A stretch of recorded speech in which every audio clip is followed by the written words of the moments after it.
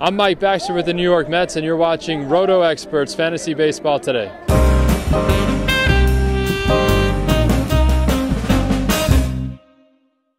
Don't you just hate people who love to say, "I told you so"? I mean, really, is it that important to walk around letting everyone know you're right? Actually, sometimes I think it is. Last week, I did an entire monologue based on the fact that Roy Halladay had been pitching well, but that you shouldn't get fooled and there was no way he could be counted on this season because he simply wasn't the same pitcher anymore. People came out of the woodwork to tell me I had no clue. The best one was this: "Mike, it's like you haven't even watched the games. In his last 3 starts, Halladay has only given up 4 earned runs in 21 innings. His first 2 starts were an anomaly. He's clearly still an ace." You know, it's easy to say you're right when things are going your way, but it takes knowledge, courage, fortitude, and confidence to make a call going against popular opinion. So how did it work out for those of you who had Roy Halladay in their lineups last night? 8 runs without being able to get out of the 4th? Ouch! That's 3 times out of 6 starts this season he's imploded already. 1 or 2 more outings like this and your entire pitching category will be up in smoke for the year. In fact, it may be already. Halladay has allowed just 52 home runs during a 3-year period from 2010 to 2012. He's already given up 8 in 6 starts this year. He's not the same pitcher. Go ahead, leave him in your lineup week in and week out if you want, but then don't be upset when they call you a loser. And if you do have Halladay in your lineup, I sure hope you have Justin Verlander too. You can offset the devastation. Verlander threw another great game last night despite the fact that he pitched with a bleeding thumb. That's right, there's nothing illegal about throwing a blood ball. Now, Verlander is his 2-start pitcher this week and faces the Astros Sunday. Expect him to prey on arguably the weakest roster in baseball. Hanley Ramirez went 2 for 4 with a home run and a double in his return to the Dodgers starting lineup last night.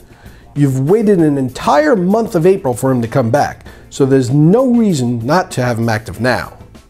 Those of you who have been waiting patiently to get your money's worth out of Andrew McCutchen saw some good signs last night. McCutchen, who had 2 hits in his previous 26 at-bats entering the game, went 4 for 5 with a home run, 2 RBI, and a run scored. Now, if there's anyone ignorant enough to part with him because of a slow start, there's a good chance that you'll get the better end of the deal no matter what you give them in return. And did anyone notice last night's return of Delmon Young?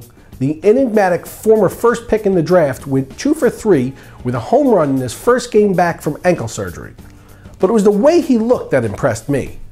At 27, it looks like he may have finally lost the baby fat. Young looked like he was playing at a lean 260 pounds. Troy Tulowitzki took batting practice Tuesday and expects to return to the lineup for Wednesday's series finale against the Dodgers. Indians closer Chris Perez, who was hit on the thumb by a comebacker Sunday, had his x-rays come back clean, and he's not expected to miss any time. Cardinals first baseman Mike Adams will begin a rehab assignment with AA Springfield Friday and looks to be activated from the 15-day DL as early as next Tuesday against the Cubs.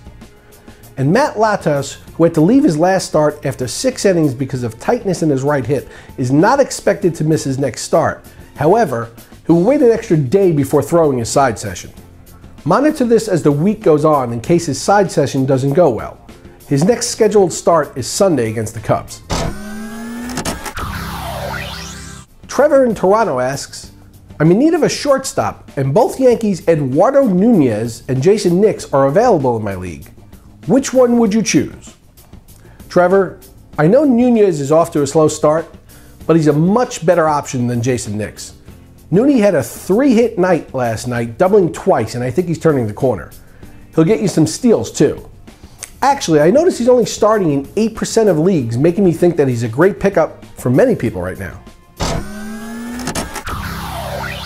5'5" Astros second baseman Jose Altuve would be a great pint-sized addition to anyone's fantasy roster. Now, Altuve singled in the 5th inning last night against the Yankees, setting a team record for most hits in April by a player at his position. Altuve's 34 hits are 1 more than Craig Biggio had in 1998. So chalk went up for the little guy, who will likely be Houston's lone all-star representative again. For RotoExperts, I'm Mike Cardano.